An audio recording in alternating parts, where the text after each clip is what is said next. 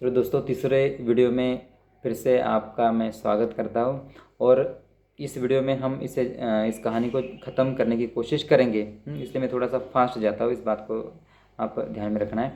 दूसरे दिन रहमान सवेरे 8-9 बजे के करीब लक्ष्मी को इलाके से बाहर जहाँ नाला बहता है, उनका जो इलाका है, उस इलाके से बाहर जहाँ एक नाला बह रहा है छोटा सा, जहाँ झाड़ झंकाड़ जो है, पेड़ पत्ते जो है और कहीं दूब के कारण जमीन हरी नज़र आती है, छोड़ आया ताकि वह घास इत्यादि खाकर अपना कुछ पेट भर ले। इसलिए रहमान ने क्या किया, सुबह उसे दूसरे दिन वो छोड़ के आ जाते हैं।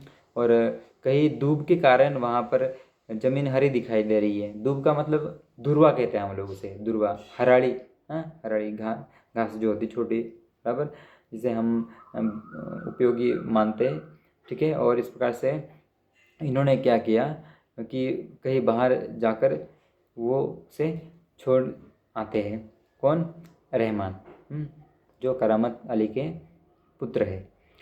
लेकिन माँ बेटे को यह देखकर आश्चर्य हुआ कि लक्ष्मी 1-1.5 घंटे बाद ही घर के सामने खड़ी थी और उसके गले में रस्सी थी। एक व्यक्ति उसी रस्सी को हाथ में थामे कह रहा था, यह गाय क्या आप लोगों की है? और इस प्रकार से वो जो गाय है उसे छोड़ आने के बाद तुरंत 1-1.5 घंटे के बाद वो जो गाय है वो उनके घर के सामने वापस आ जाती है। और उस गाय को लाने वाला व्यक्ति जो है वो उसके हाथ में रस्सी जो है, उस रस्सी को पकड़े उस गाय को उनके सामने लाता है। रमजानी ने कहा, हाँ, कि ये गाय जो है वो हमारी ही है। यह हमारी गाय का सब चारा खा गई है। इसे आप लोग बांध कर रखे नहीं तो काजी हाउस में पहुंचा देंगे। तो और इस प्रकार से वो जो व्यक्ति है जो उस गाय को वापस लेकर आता है, वो बताता है कि ये गाय जो है वो हमारे गाय का सारा चारा जो है वो खा गई है, और आप लोग इसे बांध कर क्यों नहीं रखते? नहीं तो आप क्या करो, नहीं तो इसे काजी हाउस में पहुंचा दो। हाँ, काजी हाउस मतलब वो सरकारी मवेशी खाना होता है। मवेशी खाना मतलब क्या, जहाँ पर जो लावारिस जो ये पशु रहते हैं, इनको वहाँ पर रखा जाता है और उनका लालन पालन जो है वो किया जाता है। रमजानी चुप खड़ी आगंतुक की बातें सुनती रही। आगंतुक मतलब क्या, वो अचानक से आने वाला व्यक्ति जो है आगंतुक हम उसे कहते हैं, जो बिना बताए अचानक से आ जाता है उस व्यक्ति को। और उस व्यक्ति को उन्होंने बताया, उनकी बातें उन्होंने सुनी।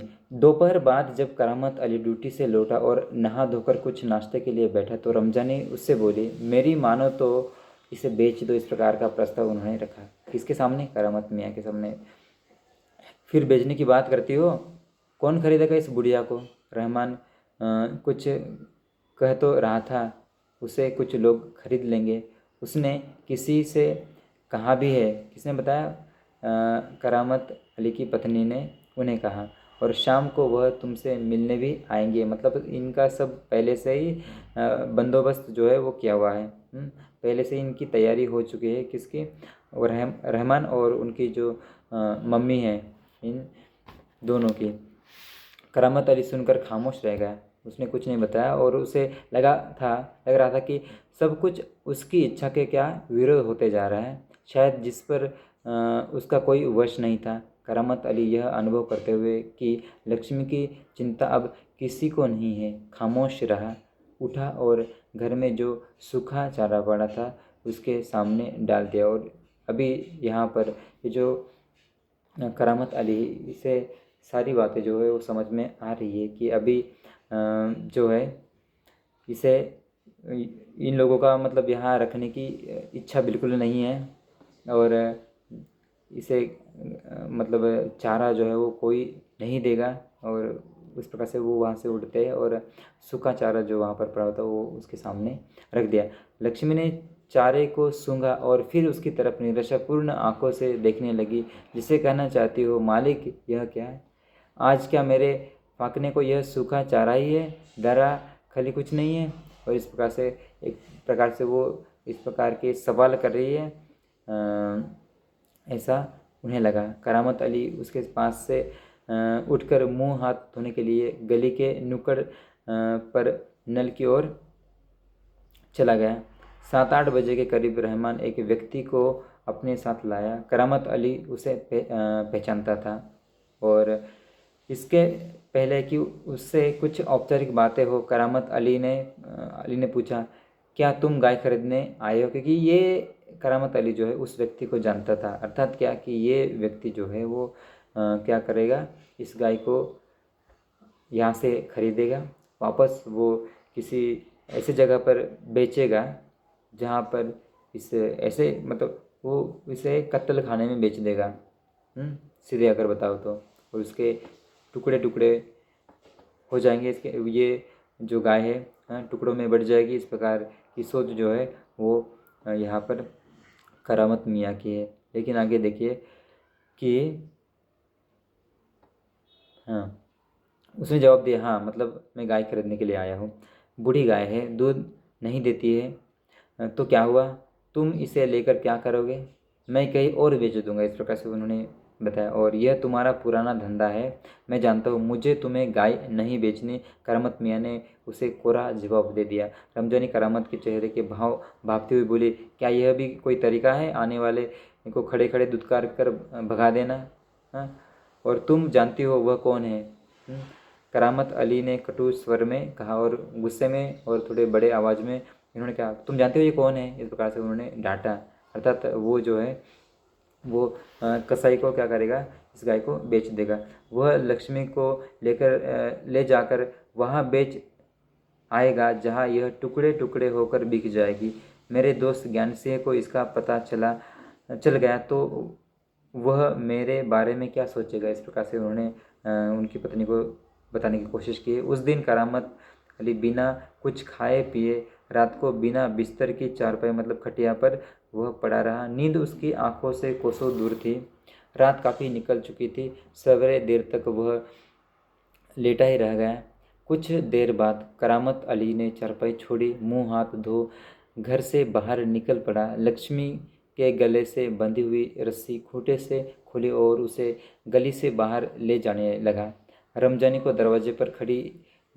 जो है वो दरवाजे पर खड़ी यह सब देख रही थी। बोली, इसे कहाँ ले जा रहे? और इस प्रकार से ये जो करामत अली जो है वो रात भर सोते नहीं हैं और चारपाई जो है वहाँ उसके ऊपर लेटे लेटे वो कुछ सोच रहे हैं। और ऐसे में सुबह देर तक वहाँ वो पड़े रहते हैं। नींद उनके आंखों से कोसों दूर है और ऐसी अवस्था में सुबह वो अपना हाथ मुंह धो लेते हैं और लक्ष्मी को लेकर कहीं बाहर लेके जा रहे हो। और उस समय ये जो रमजानी है वो बोलते कि इसे आप कहाँ ले जा रहे हो? करामत अली ने कहा, जहाँ इसकी किस्मत में लिखा है वहाँ मैं लेके जा रहा हूँ। इस प्रकार की बात जो है वो रमजानी से करते हैं। और उसके बाद देखिए आखिरी परिच्छेद।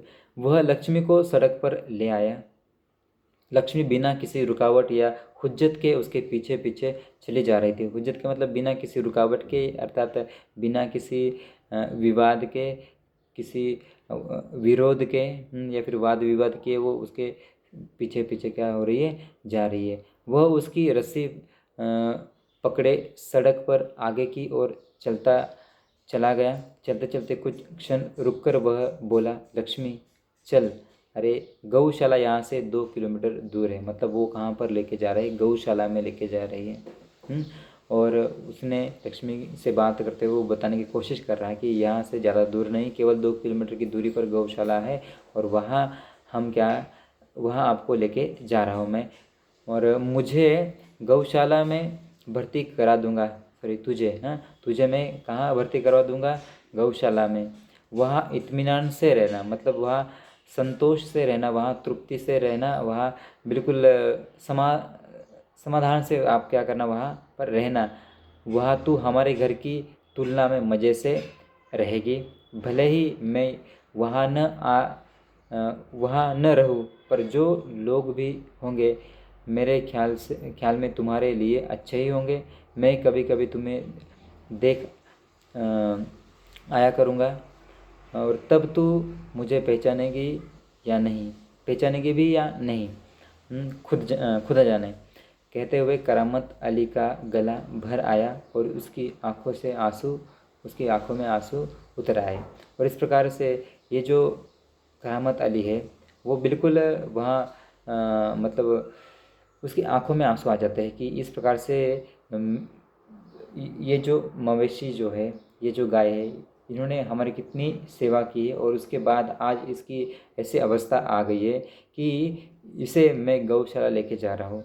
और करामत मियाँ करते भी क्या, क्योंकि उनके घर के सदस्य जो है वो भी इनके प्रति क्या है, बिल्कुल दुखित है। मतलब ना तो इसकी तरफ उनका किस प्रकार से ध्यान है, और करामत मियाँ जो है वो पूरी तरह से उनकी तरफ ध्यान उनको भी देना संभव नहीं है, क्योंकि वो भी उनकी ड्यूटी पर जाते थे। ये बहुत सारी बातें बराबर। और ऐसी अवस्था में इन्हें बेचना तो उन्हें बिल्कुल पसंद नहीं था बराबर। और दूसरी बात जो है, उन्हें एक कारगर उपाय जो है वो अपनाते हैं कि जहाँ पर गौशाला है वहाँ उसे ले जाकर रखने की कोशिश वो कर रहे हैं। और आगे देखिए, चल लक्ष्मी चल, जल्दी जल्दी पैर बढ़ा, और वह खुद किसी थके मांदे बूढ़े बैल की तरह भारी कदमों से आगे बढ़ने लगा।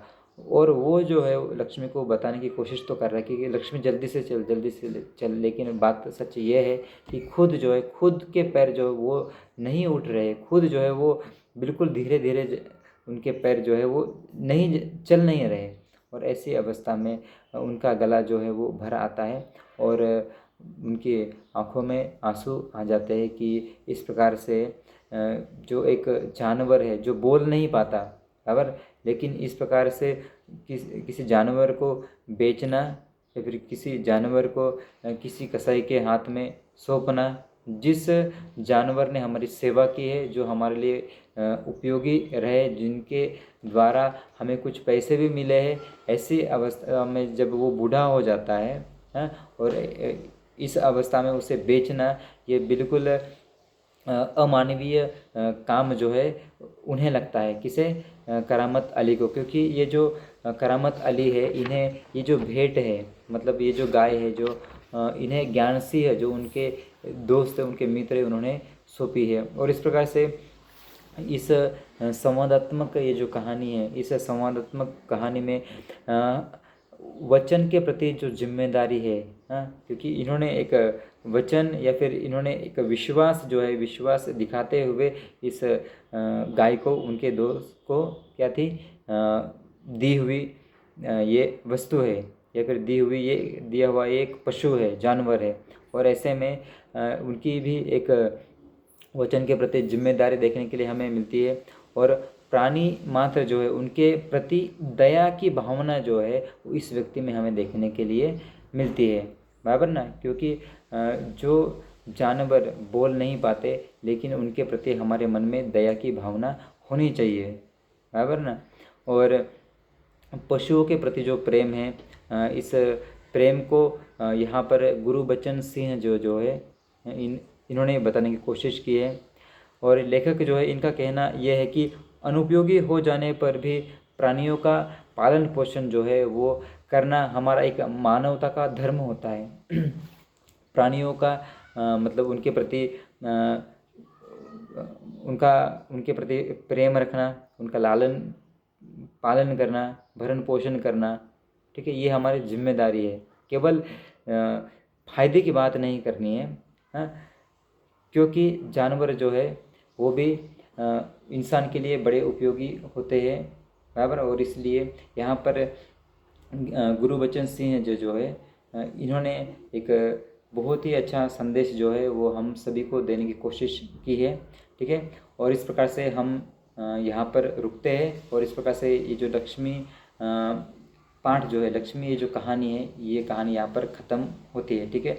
अगर समझ में नहीं आ रहा है तो आप इसे पढ़ो, क्योंकि ये पढ़ने के बाद भी समझ में आ जाने वाली कहानी है, सरल कहानी है, इसलिए मैं ज़्यादा विश्लेषण नहीं किया।